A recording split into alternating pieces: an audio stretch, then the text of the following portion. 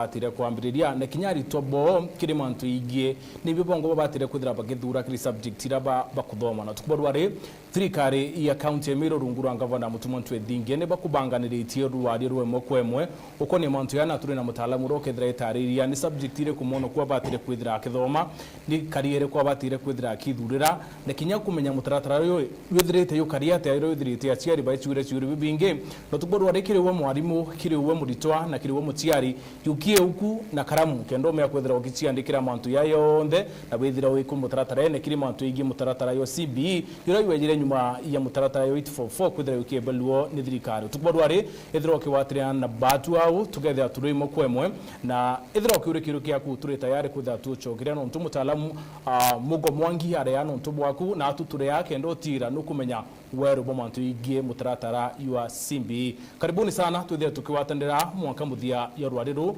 na mtininka nkethira nkinenkira my colleague Kanya Kinyawe ethira introduce and then abithire tukireta mutaalamu wetu kendethira tutarikiri mantu mwanya igi mutaratara yu mweru yu CBE karibu sana. Thank you so much ni uregiro bwa kwa mutegeri uri na kagita gakega na nkuruki kire junior secondary school na gutonya kire senior mubango jojo kana mutaratara zu morojo kithomo jombere joiteta 63 totonya kire 844 totonya kire mantu tege CBC iranyume eragarukirwe ya izo CBE jauna tangita menge mutegeri tukatha tuicha thugujaga na kujategera na njira indaza ugo murito mwarimu na muciari kwatana natwe withiro kigo mantu nkurukije ge CBE karibu sana. Right nani geto mutabe ya dwant atuwatane na mutaalamu wetu Mugo Mwangi tukubodware ethire tutaria mwantu mwanya igi mutaratara ya CBE karibu sana Mugo Mwangi. Asante sana.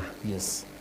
Ningependa tuzungumze Kiswahili, right? Ningependa kuongea kwa Kiswahili lugha ya taifa kwa sababu naweza kuwa si fasaha sana wa Kimeru, kwa hivyo nashukuru. Karibu sana. Sasa Mugo, wazazi wamelia sana, walimu pia kuna wengine hawajui mambo na CBE.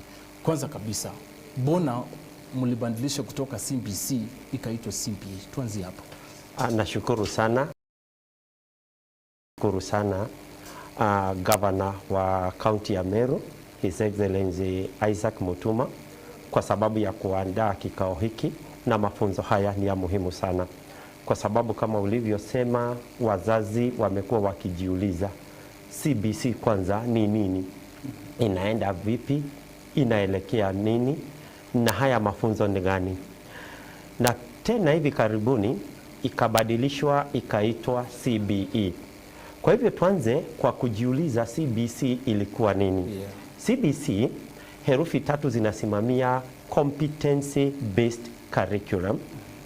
Hiyo ni kumaanisha wanaangalia uwezo ama nguvu za mtoto, wazikuze na waziendeleze.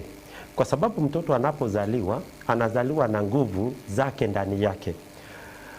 Unlike vile ilikuwa katika mfumo uliopita wa 844, ambapo watoto wote waliwekwa kwa mizani moja. Anayejua hesabu, anayejua Kiingereza, anayejua Kiswahili, wote wamewekwa pamoja na walitahiniwa kwa pamoja. Lakini sasa competency based curriculum inataka kujua mtoto ako na uwezo gani, na huo uwezo tutautambua aje na tena tutaukuza aje. Kwa hivyo competency inamaanisha uwezo, based ni juu ya curriculum.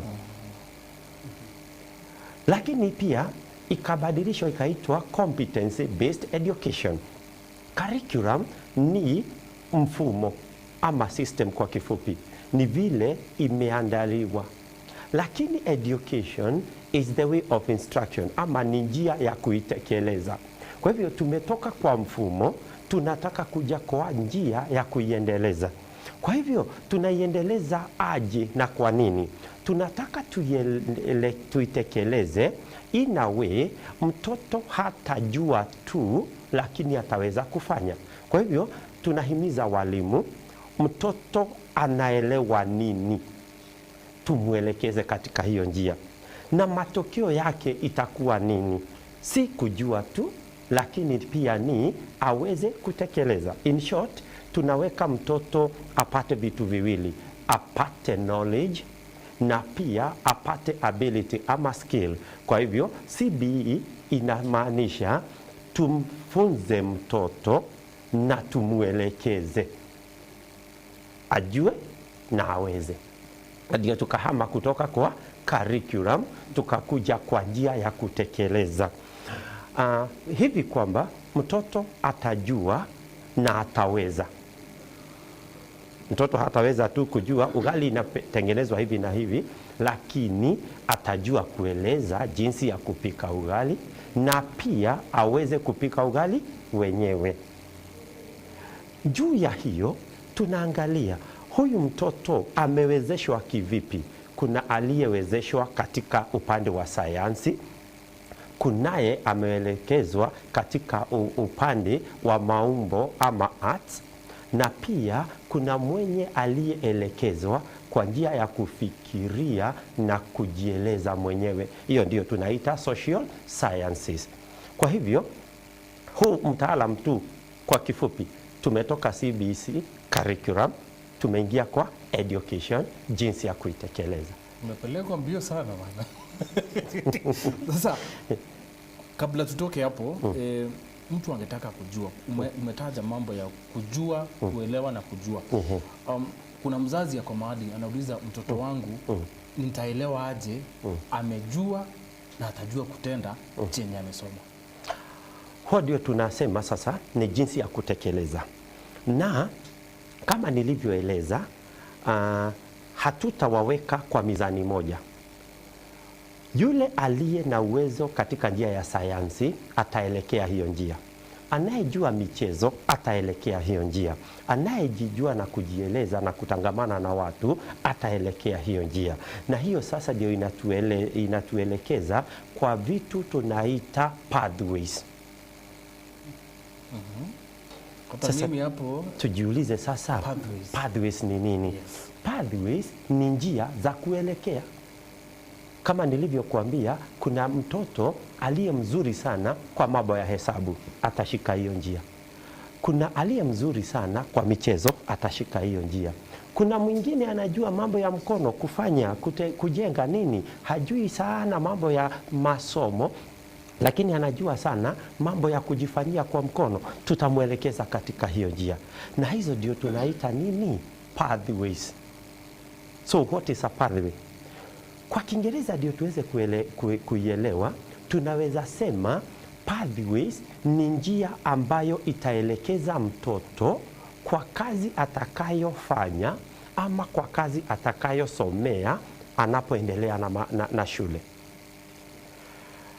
Kwa Kiingereza naweza sema a pathway defined as a route or a direction towards one's career.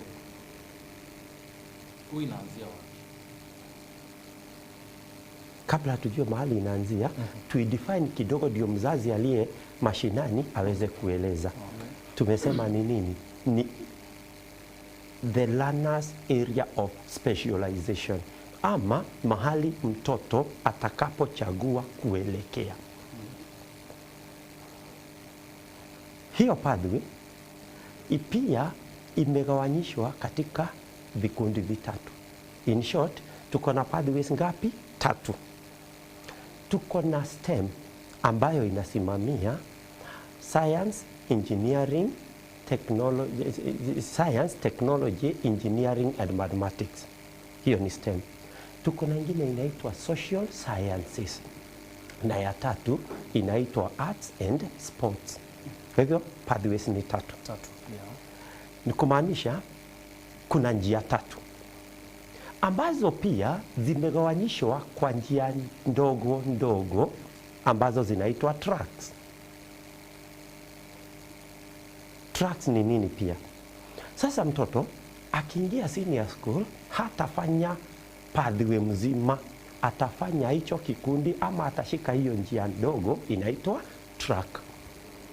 Kwa wale ambao wanasoma, tuambie track ni nini? It is now the individual learner's area of specialization. Kwa kifupi ni ile njia mtoto mmoja atashika. Kumaanisha mtoto hatafanya pathway mzima, atafanya hiyo njia ndogo, tunaita nini? Tracks. Nilikwambia tuko na pathways 3. Ya kwanza ni STEM. Iko na vikundi vitatu ama iko na njia ndogo tatu ambazo tunaita tracks. Kwa hivyo iko na tracks tatu. Ya kwanza ni pure sciences. Ya pili ni applied sciences. Na ya tatu ni technical studies.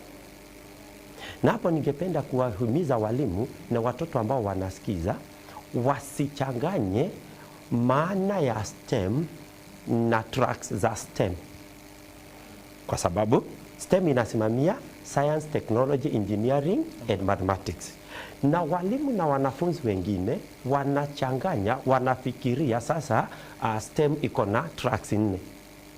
Ati ya kwanza ni science, ya pili ni technology. Hiyo ni maana, sio tracks.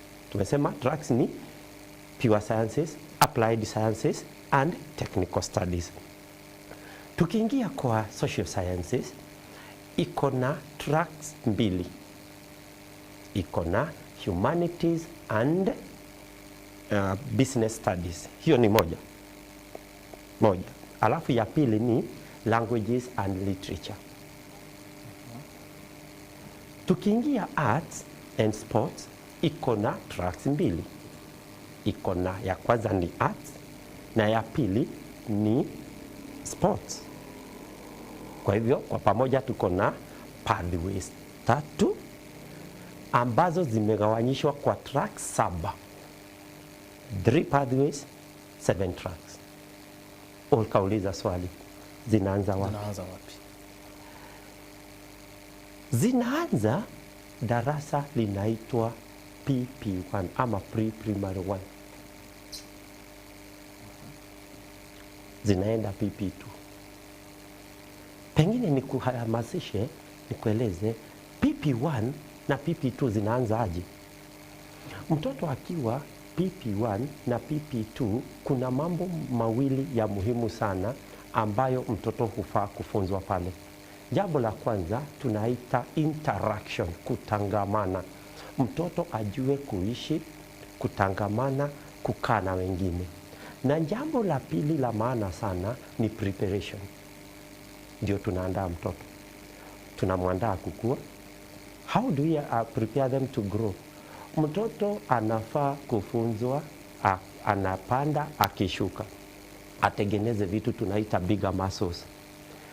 Ride tires zile unaona wakiride. Akiride tires anatengeneza motion, balance na coordination. Mtoto anararua makaratasi, anafanya molding, atengeneze finer muscles. Mtoto achezee kwa mchanga na nini, ngozi ikwamilie. Huyo mtoto tunamfunza kuongea, ndio wanaimba sana, ndio wanafanya recitation of poems na nini, atengeneze voice, sauti. Huyo mtoto tunamfunza mambo mingi ambayo yanamhusu yeye mwenyewe, kumwandaa, kushika kalamu, kufungua kitabu. Unaweza shangaa sana, jambo la kwanza wanafunzwa kwa Kiingereza PP1 ni kufungua kitabu. Alafu kumove eyes up down, ndio mtoto ajue hatuanzii chini kwenda juu, tunaanzia. Nasikia? Tukitoka pale mtoto anaingia grade 1, grade 2, grade 3. Anaendelea na hizi preparation na interaction. Na ukumbuke akiwa pale lower classes hafanyi subjects, anafanya activities. Hakuna mathematics, ni mathematic activities. Huko hakuna languages, ile mnaita English, ni language activities. Religious activities hakuna CRE. Kwa nini? Ndio aweze kupata mahali tulianzia, knowledge and skill. Anaposoma anapata knowledge, anapofanya anapata skills. Huyo mtoto ameingia grade 3. Akiingia grade 3 anafanya mtihani yake ya kwanza, naitwa Kenya Early Years Education Assessment. Hapo ndio anaregister na anapewa assessment number, na ndio tunawaitisha birth certificates. Akitoka pale anaingia grade 4. Ujue alikuwa anafanya activities zinaishia pale, anaingia kitu tunaita learning areas. Anafanya 4, 5, 6, Akifika 6 anaregister tena na anafanya mtihani mwingine unaitwa KPSEA, Kenya Primary School Education Assessment. Akifika 6, sasa kwa nini nataja yale? Kwa sababu matokeo ya KPSEA si matokeo ya grade 6 peke yake, ni matokeo ya 4, 5, 6. Na wazazi wajue mtoto aliye grade 4 ni candidate wa KPSEA. Mtoto aliye grade 5 ni candidate wa KPSEA. Kwa sababu KPSEA itahesabiwa matokeo ya 4, 5, 6. Ukumbuke sasa ameingia learning areas. Ameingia 7 sasa. Kutoka 6 amefanya KPSEA, si anaingia junior school. Na wazazi wajue si junior secondary, ni junior school. Akiingia junior school, zile subject alikuwa anafanya bado zinabadilika na zinaongezeka. Anafanya 7, 8 and 9. Akifika 9 anaregister tena. Unote, baada ya kila miaka 3 anaregister, anafanya mtihani, anaregister, anafanya mtihani. Tumetoka ile 844 ambayo ilikuwa summative, tumeingia CBE ambayo ni formative. Formative inasema ni kuendeleza. Hii mtihani wa KJSEA watafanya ambao utawaelekeza kwa senior school. Pia si matokeo ya grade 9. Ni matokeo ya grade 6, grade 7, grade 8 na grade 9. Grade 6 ile KPSEA alifanya itatoa 20% kwa KJSEA. Alafu 7 itatoa 10%. Na 8 10%. Kwa hivyo 7 na 8 zote pamoja ni 20%. Ukiongezana na ile 20% ya 6 ni 40. Kwa hivyo mtoto kwa KJSEA anatafuta nini? 60%. Na ndio tuweze kuelewa, tulisema akiwa lower anafanya activities. Nikupe mfano, kuna activity inaitwa environmental activity, ambayo akifika 4 inakuwa splitted to 3 different learning areas. Ya kwanza ni science and technology, ya pili ni agriculture and nutrition, na ya tatu ni social studies. Tushike hii moja inaitwa science and technology ambayo anafanya 4, 5, 6, na ukumbuke ilikuwa environmental activity. Akiingia 7 inabadilika, inaitwa integrated science ambayo imebeba subjects 3. Imebeba biology, imebeba chemistry na imebeba physics. Anaifanya mpaka grade 9. Nilikutajia kuna pathways, ukaniuliza zinaanza wapi. Hii pathway tunaita STEM, nikakwambia iko na track tunaita pure sciences. Ile environmental ilibadilika ikuwa science and technology, ikakuwa integrated science, ndio tunapata hapa ikiwa nini pure science. Ile applied science ambayo nimekwambia tuko pale kama the second track of STEM, inaanza pale ikiwa environmental, inakuja inakuwa agriculture and nutrition, ndio tunapata hapa juu ikiitwa nini? Applied science. Right. Bwana Mbogo, swali langu ni pale kwa pathway. Tunapoangazia ama tukikumbuka 844, wanafunzi walikuwa na ile chance ya kuchagua zile subject pale pengine wakielekea form 3. Na haswa walikuwa zile subject wanachagua naweza kuwasaidia career zao. Hapa kwa CBE haswa imeongeza masuala mengi, pamoja tukiangalia pia talanta inaangaliwa na kazi kama zile. Ningependa kujua jinsi mzazi anahusishwa haswa katika ile transition, ile pathway, kujua pathway ya mtoto wake, ama ni swala ambalo limeachwa tu mwanafunzi na mwalimu. Mzazi anahusishwa hapa ndani na njia gani? Mzazi anafaa kuhusishwa right from the playgroup. Ndio anajua huyu mtoto wangu akiwa lower classes, environmental alifanyaje. Anahusishwa kwa hii njia tunaita parental engagement. Imebadilika hivi kwamba mzazi anafaa kufanya kazi na mtoto wake. Kuna aina mbili za mitihani, ni kueleze ndio uweze kuelewa. Ya kwanza tunaita project. Project ni mambo ambayo mtoto anafanya physically, sasa practically, na sana sana hayo yanafanyiwa nyumbani. Nasikia with the help of your parent, madarasa tofauti tofauti kama walio grade 3 sasa wanatakikana kutengeneza toys na wasaidiwe na wazazi, na wanafaa kuokota zile vitu zinapatikana nyumbani. Kwa kimombo tunasema locally available materials. Asaidiwe na mzazi. Hilo ni jambo la kwanza. Theoretically, kwa homework inafaa mzazi achangie, aelekeze mtoto. Kwa hivyo kutoka chini mzazi anafaa kujua huyu mtoto wangu anapenda hili, huyu mtoto wangu anapenda hili, lakini hapendi hiki na hapendi hiki. Kwa hivyo kutoka mzazi akiwa mchanga akielekeza mtoto kwa homework theory na afanye projects na mtoto, ataweza jua mtoto anaelewa yapi. Na hivyo ndivyo tunasema inaanza pale chini. Na ningependa kabla hatuja toka kwa pathways, kwa sababu tumezielewa zinaanza wapi na tumeelewa tracks ni nini, kuna jambo ambalo wazazi wanalishika lakini si la kweli.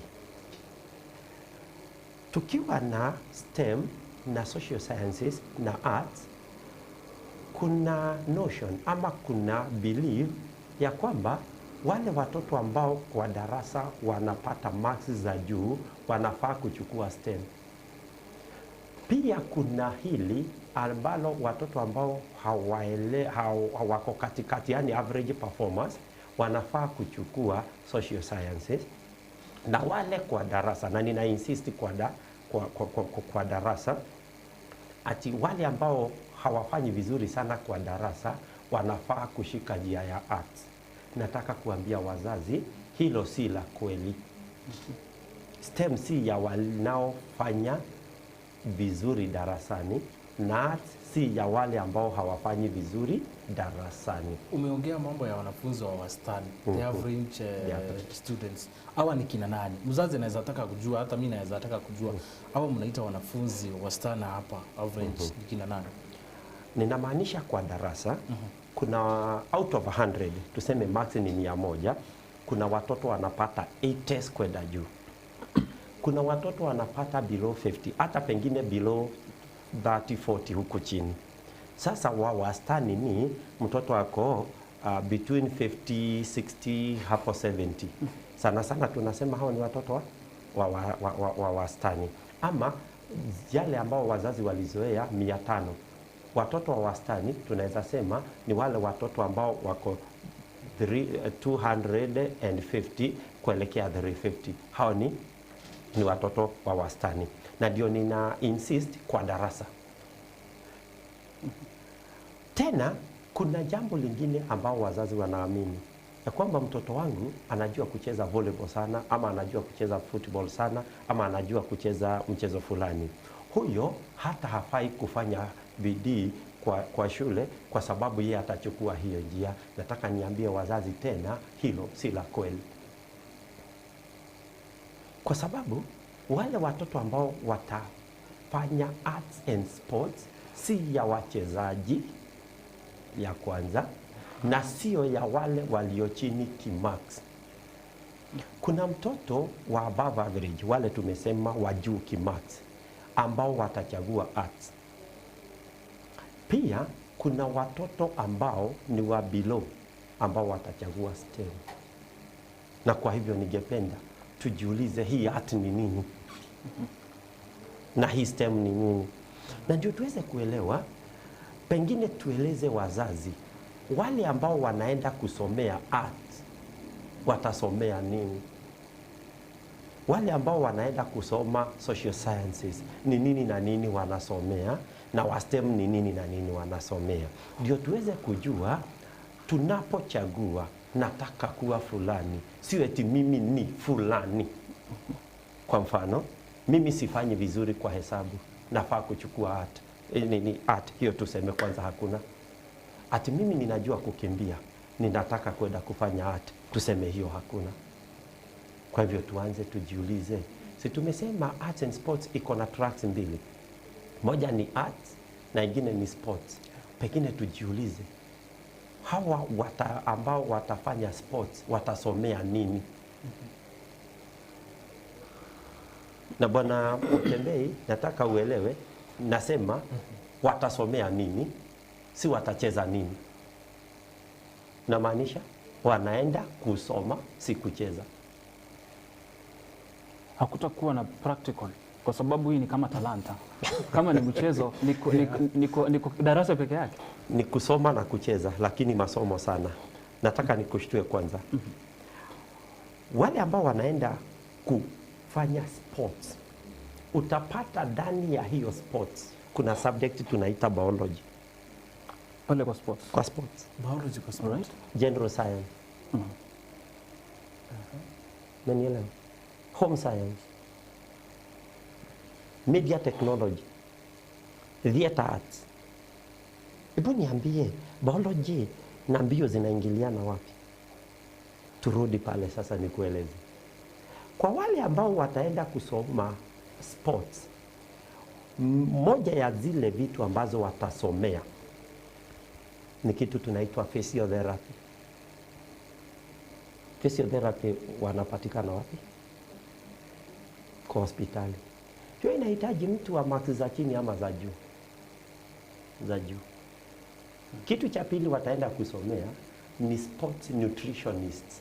Nutritionists ni wale watu ambao watajua mchezaji fulani anafaa kukula chakula fulani ambacho kimeandaliwa kwa njia fulani. Kitu kingine wataenda kusomea pale ni kitu naita sports ethics. Jambo la nne ambalo wataenda kusomea ni sports coaching and instruction. Kwa hivyo ni coaches and instructors. Hebu nikuulize, hiyo inaingiliana wapi na football ama handball ama volleyball?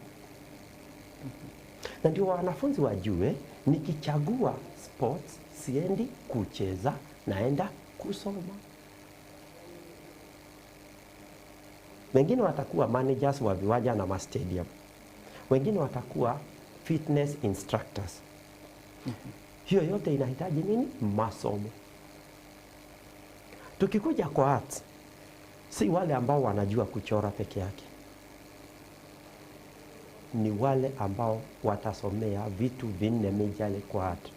Vitu vinne majorly kwa art ni imewekwa vikundi vinne hiyo art. Ya kwanza ni fine arts. Fine arts kwa kifupi ni kama wachoraji ambao wanarembesha kwa wino, penseli, kuandika. Kama wale wanachora magari. Wanachora hiyo. Pia wale ambao wanaandika calligraphy. Handwriting nzuri. Pia ujue kuna painters wenye wana paint. Au wako kwa fine arts. Kuna ingine tunaita performing arts ambayo inahusu body movement. Kama dancing, choreography, comedy, acting, singing, composing of songs. Maneno kama hayo. Pia ya tatu kuna visual arts. Visual arts ni nini? Ni vitu za kuona. Kwa mfano, kuna videos, kuna photography, kuna cinemas, kuna graphic designers, wale ambao watatengeneza vitu za kuona. Na ya mwisho ni applied arts, kutengeneza vitu kwa mkono. Kwa mfano, ceramics, wale ambao wanatengeneza vikombe, nyungu, sculptures, watu wa kuchonga. Unaona hiyo yote iko kwa arts. Hii arts kwa wanafunzi wote wa Kenya inachukua only 15%. The entire country. The entire out of the candidates wenye wako ni slightly over 1.2 million. Kwa hivyo kwa 1.2 million itachukua 15%. Tumebaki 95%. Kwanza tueleze wazazi, hiyo ni percentage ndogo sana ukikompea na wengine. Kwa wale wanafunzi ambao wanafanya vizuri na average, they are very few. They are very few. Ati wale wako chini, very few. Kwa hivyo tueleze wazazi, anapochagulia mtoto arts na sports akuwe makini sana, kwa sababu kwanza nafasi ni chache. Hata wazazi wakiangalia kwa arts ni watu wangapi tuko nao ambao wana practice arts? Ni wachache. Yeah. Ukiangalia hii Kenya, salonists ni wangapi out of 50 million? Ni wachache. Kwa hivyo ndio serikali ikaona hatuwezi elekeza watu hapa, watatuzidi. Bwana Moko, Kuzidi ni kusema nini? Najua watatuzidi ni kumaanisha nini? Tutakuwa na wengi ambao hawana la kufanya. So they will not be productive. They will not be productive. Leo unaniambia county kama hii ya Meru ya Governor Mutuma, tukikuwa kama mko watu 1 million, mtengeneze salonists 200,000, watafanya nini? One of the reasons yenye CBE ililetwa ni kujisimamia na kukuza uchumi, na naturally hawafai kuwa wengi. Kwa hivyo inachukua wangapi? 15%. Tukuje kwa social sciences, inachukua 25%. Na tumesema iko na tracks ngapi? 2, humanities and business studies, and then languages and literature. Kuna wazazi ambao wanafikiria wale watoto wa wastani, vile ulikuwa unaniambia, watachukua social sciences, na tulisema si hivyo. Let me tell you, kwa humanities jambo moja watoto wataenda kusomea ni kitu inaitwa law, lawyers na judges. Ukiangalia hiyo haihitaji watu wa wastani, nahitaji watu wa juu. Jambo la pili, kwa hiyo humanities kuna sociology, studying about people. Kuna governance, uongozi. Kuna utawala, that is administration. Mambo kama yale. Tukiingia kwa hiyo track business, jambo la kwanza ni accounting. Na ukiangalia social sciences, unaweza fikiria haina hesabu. Lakini accounting, economics, banking, procurement, hiyo ni hesabu tupu. Kwa hivyo tena inatueleza sio ya wale watoto wastani. Tukiingia languages, hiyo ni reporters, writers, wale makalimani interpreters, linguists, wale wanasomea mambo ya lugha na nini. Pia hiyo inahitaji watu ambao si wa chini vile tunafikiria. Tuingie STEM. STEM inachukua 60%. Kwa hivyo hiyo ndio itachukua watoto wengi sana. Na kwa sababu inachukua watoto wengi sana, tutaongea mambo ya shule baadaye. Lakini nikwambie, kulingana na sheria zilizowekwa na serikali, kila shule Kenya yote lazima itafunza STEM. Every school. Every school. To every school, STEM is compulsory. Kwa sababu inachukua watoto wengi sana. Tukiingia hii pure science, iko na electives 3 major. Iko na biology, chemistry and physics. Kwa hivyo wale watu ambao wanataka kuwa madaktari, nurses, watu mapharmacist na nini, wote wataangukia pale. Applied science iko na electives 3. Tulisema ni agriculture, computer na home science. Nataka kidogo niguze technical studies. Technical studies ni kama nayo silently iko na njia mbili. Iko na technical studies, hiyo ni ile ambayo itachukua engineers, pilots wenye wanataka kufanya aviation, marine technology na hizo. Kuna njia ingine chini kidogo, vocational studies, ambao wanataka kufanya hizi kozi za mkono kama plumbing, masonry, carpentry na hizo.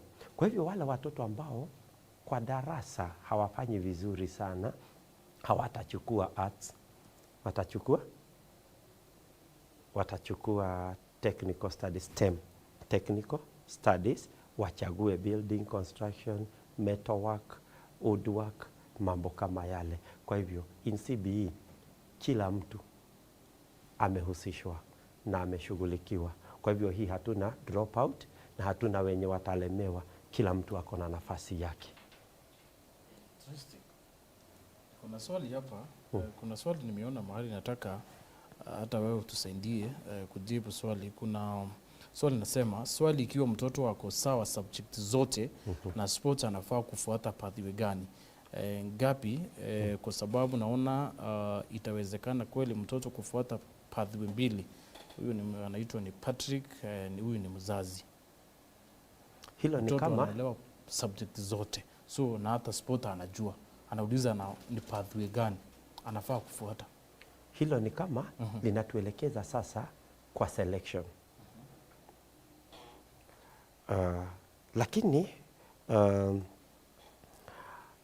nikitumia muda uliobaki mchache, ningependa kusema vile tumesema watoto wanaenda kusoma. Na tukikuja kwa selection ambayo maybe tutaifanya baadaye, inafaa wazazi na watoto wajue mtoto anaruhusiwa kuchagua pathway moja peke yake. Akifika kwa pathway, anaweza chagua track moja ama track mbili, lakini pathway ni moja.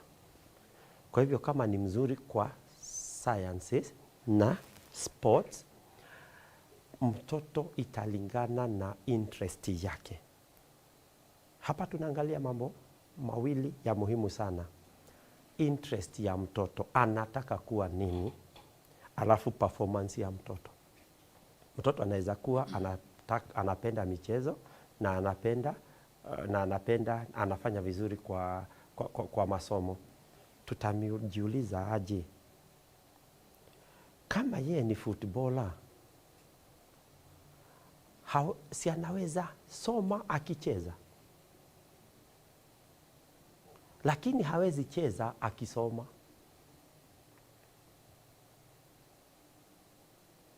Anaweza soma akicheza.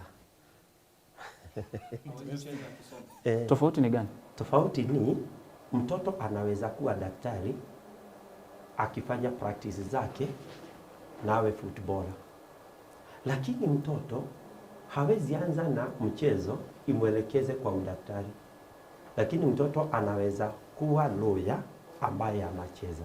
So inaanza kwanza kukaria darasani, inaenda akifanya mazoezi. Na tuko na wengi sana ambao tunajua huyu ni mwimbaji mashuhuri lakini amesoma. Huyu ni mchezaji mashuhuri na anacheza. Kwa hivyo kwa mwenye anajua mchezo, ningemwadvise asome kwanza akifanya mazoezi. Sidhani kuna senior school itazuia watoto kucheza. Mtu anaweza kujiuliza, mmegawanya kila kitu katika pathway na track. Yes. Hao walimu watatoka wapi? Vile serikali inafanya, na ninapongeza serikali, inafanya retooling kufunza walimu jinsi ya kuingia katika hizo njia. Kwa hivyo wale walimu wote ambao walikuwa 844 wanaenda wakifunzwa hata jinsi ya kutekeleza. Wanaambiwa tumetoka 844 tuko CBE. CBE inafanywa hivi, si hivi. CBE hii inahitaji hiki, si hiki. Kwa hivyo walimu wanaenda wakifunzwa. Pia serikali inaenda ikipeana vifaa vinavyohitajika ili kuweza kutekeleza haya. Mwanafunzi anaweza kuwa anapenda hesabu. Yes. Lakini mwalimu naye anafanya yule mwanafunzi anachukia hesabu, anaenda pande nyingine. So pia kwa walimu ambao wanafunza wanachangia katika watoto kuamua ile path wataenda ama ile track watatumia? Walimu wanachangia pakubwa sana. Kwa sababu mara nyingi mtoto hupenda subject ya mwalimu anayefunza inavyostahili. Na sana sana subject haikuwagi ngumu, inafanywa ngumu kulingana na vile inavyotekelezwa. In short, learners like a subject because of how it is being taught, the methodology ambayo walimu wanatumia. Unapata kama ni wanasayansi ambao wanaifanya practically, watoto wanaipenda kushida yule mwalimu ambaye ni darasa peke yake bila practicals. Ukiona kama ni CRE, yule mwalimu ambaye anatumia mifano na anaonyesha watoto wanaelewa zaidi. Na sana mtoto atachagua subject ambayo anaelewa zaidi, ambayo itamuelekeza kwa ile pathway atachagua. Kwa hivyo mwalimu anachangia pakubwa sana. Na kwa swala Bwana Mugo, haya mambo yote umeyataja. Kuna mzazi pengine angetaka kujua yanafanyika katika stage gani. Kuna pale junior school, kuna senior.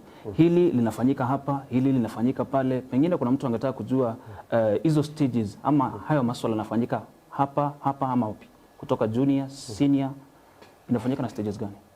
Vile tulivyosema, masomo huanzia pale chini PP1. Yanaenda yakijipanga. Kwa hivyo mzazi yeyote ajue, vile nimesema, kama ako grade 4 ajue huyo ni candidate wa KPSEA. Kama ako grade 5 ajue yule ni candidate wa KPSEA. Akiingia 7 ajue yeye ni candidate wa KJSEA. Akiingia 8 vile vile na akiingia 9 vile vile ajue ni candidate wa KJSEA. Na watoto wajue na wahimizwe, CBE is not about talent. It is about performance.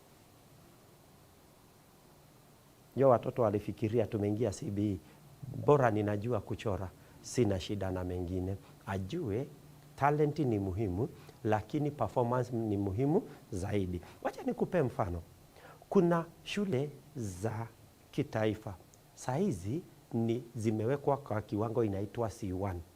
Hizo shule za C1 hazitachukua wale ambao walikimbia wakakuwa number 1. Zitachukua yule aliyefanya mtihani akawa number 1. Ni number 1 ama ni performance? Unajua unaweza kuwa number 1 na performance yako na maanisha aje? Kwa performance ya mtihani, siku hizi inaitwa assessment. Tuko na wanafunzi wawili. Mmoja amefanya assessment ya sports subject, hiyo inaitwa sports, creative arts and sport inaitwa CSI. Wacha niite sports ndio ikue rahisi. Kuna mtoto ambaye atafanya mtihani wa sports apate 8 na hakuingia uwanjani. Kuna mwingine ambaye atapata 20 lakini alikuwa number 1 kwa marathon kwa mfano. C1 itachukua nani? Haitachukua aliyefanya mtihani akapata 20 na alikuwa number 1 kwa marathon. Itachukua aliyepata 8 hata kama hakuingia uwanjani. So hapa sasa ndio swali kuu linakuja. Kuna wazazi ambao wafuatilii watoto wao tangia waingie shule. Sasa ikifika huku juu stages, mzazi ajui mtoto ataelekea wapi, huyu mtoto atasaidiwa na nani kujipanga maybe kwenye pathways hizi ama tracks. Mzazi ajui nani ataelekeza huyu mtoto. Once again, napenda kushukuru Governor wa Meru kwa sababu hii ndio kaunti ya kwanza ambayo imeandaa kikao kama hiki kifikie wazazi wote. Kwa hivyo nani atamuelekeza? Inafaa aelekezwe na mzazi na mwalimu. Sasa mzazi ajui, hakufuatilia mtoto, ajui kile kinaendelea. Itakuwa sasa kuna shida, kwa sababu mtoto hafai kuchagua tu, anafaa ajue anachagua nini. Na ajue ninachokichagua kitanielekeza wapi. Kwa sababu tumesema nini? Pathway ni ambayo inamwelekeza mahali atakapokuwa. Kwa hivyo inafaa watoto wajue ninataka nini, interest ya mtoto. Akishatuambia anataka hivi, tujiulize, utaweza? Performance, will you make it? Kwa pamoja. Kwa hivyo ni vizuri walimu na wazazi na wanafunzi waelewe inavyokuwa, na ndio tukasema kwanza tuelewe pathways kwanza ni nini, ndio tukuje sasa tutachagua namna gani. Kabla tukuje kuchagua, najua kuna swali matatu niulize kwanza. Ifike mahali interest ya mwanafunzi ni kukuwa wakili. Naye mzazi anataka huyu mtoto aidha akuwe engineer ama akuwe kitu kingine. So interest ya mtoto na mzazi zilipoingiana, hapa kunaenda namna gani? Nikuulize swali. Uliza. Nani anasoma? Ni mtoto. Nani atafanya? Ni mtoto. Kwa hivyo tunafaa kufuata nani? Mwenye kusoma. Yes. Na si kuna masomo ya watu wazima.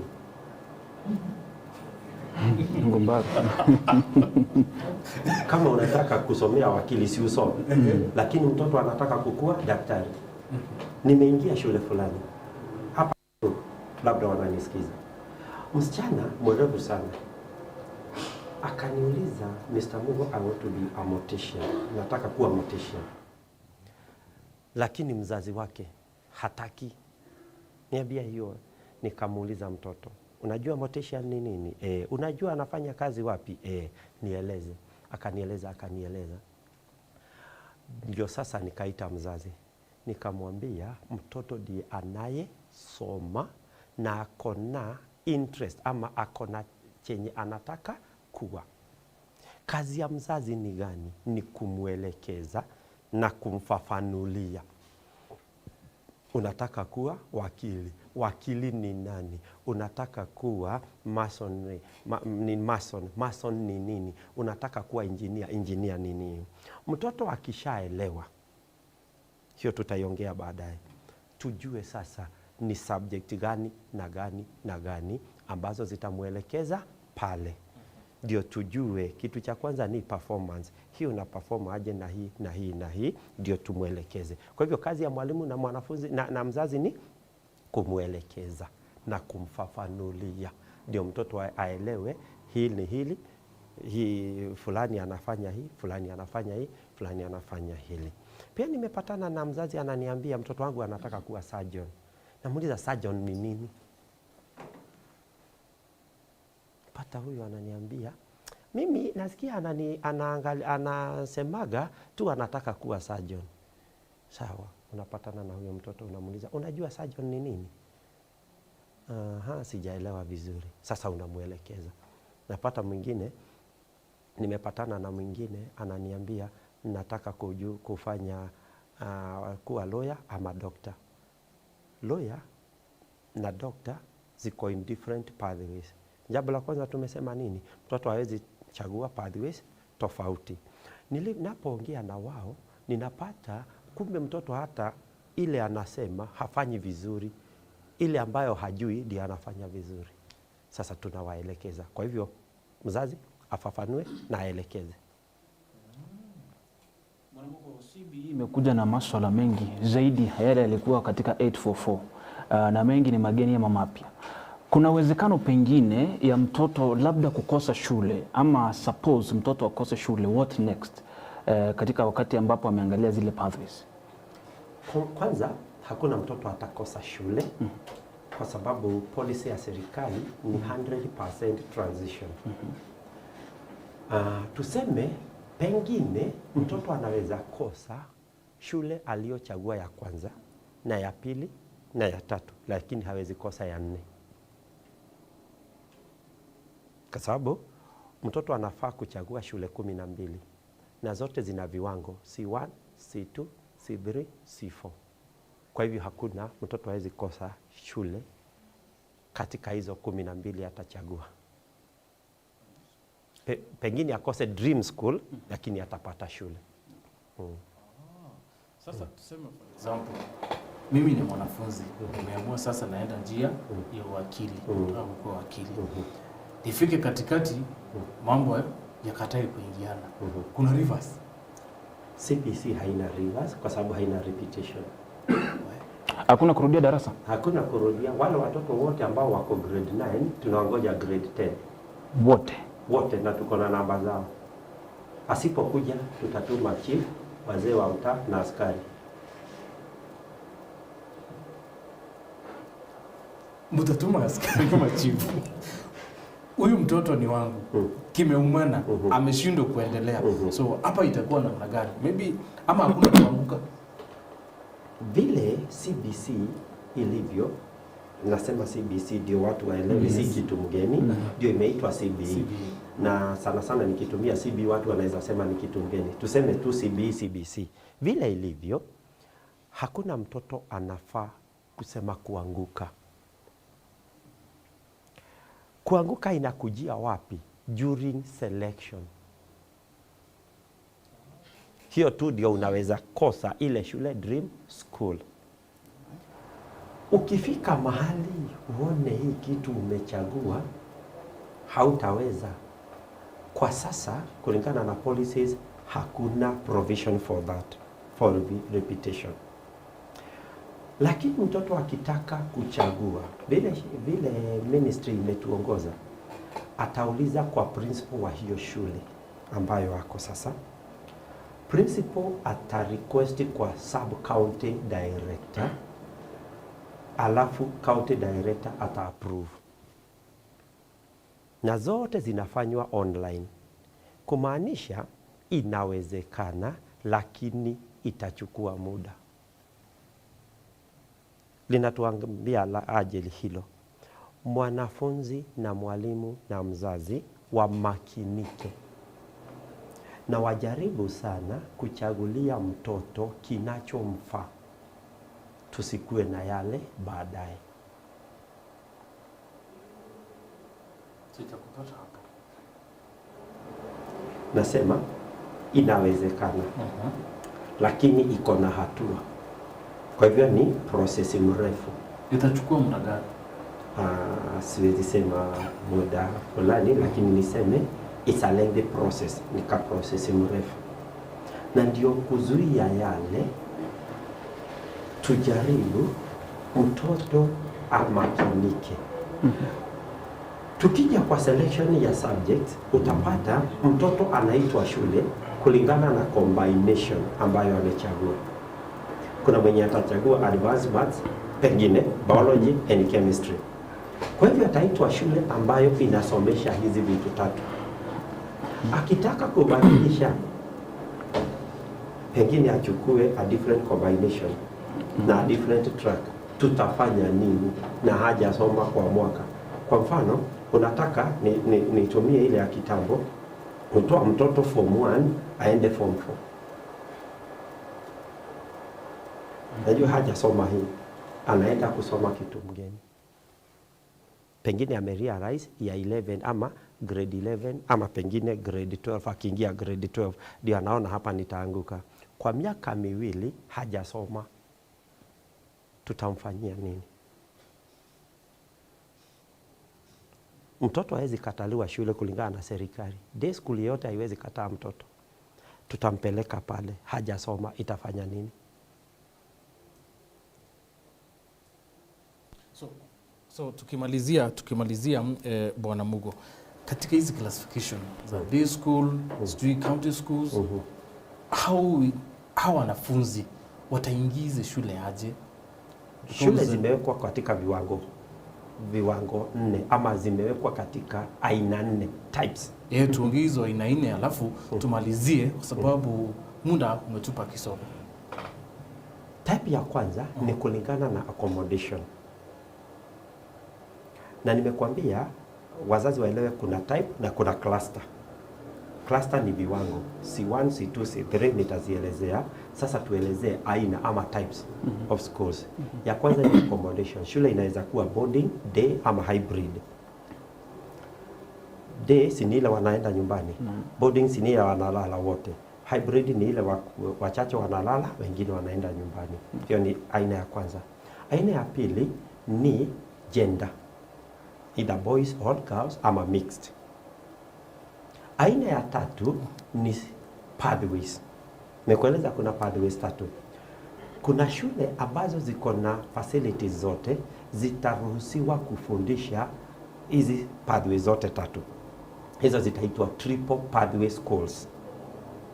Alafu shule ingine yoyote Kenya, ukumbuke nimekuambia STEM ni compulsory.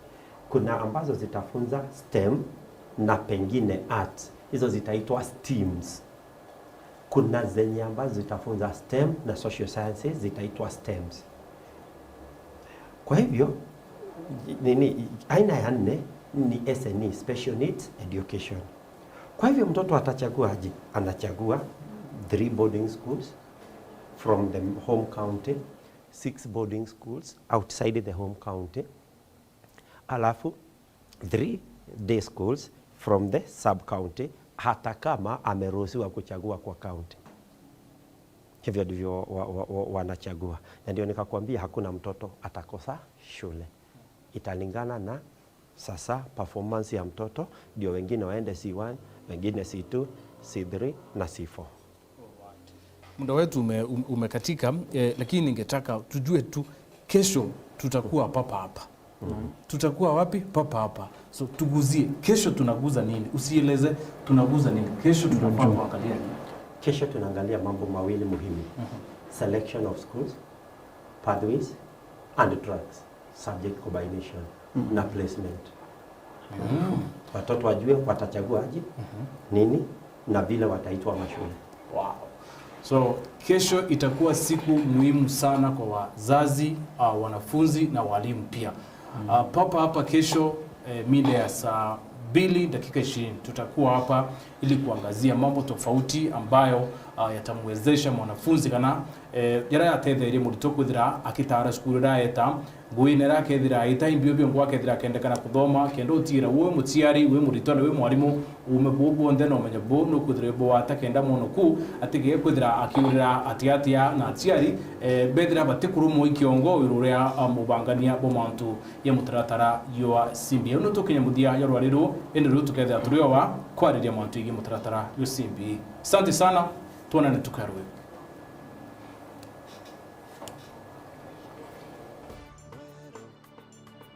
Eje ni Wero TV.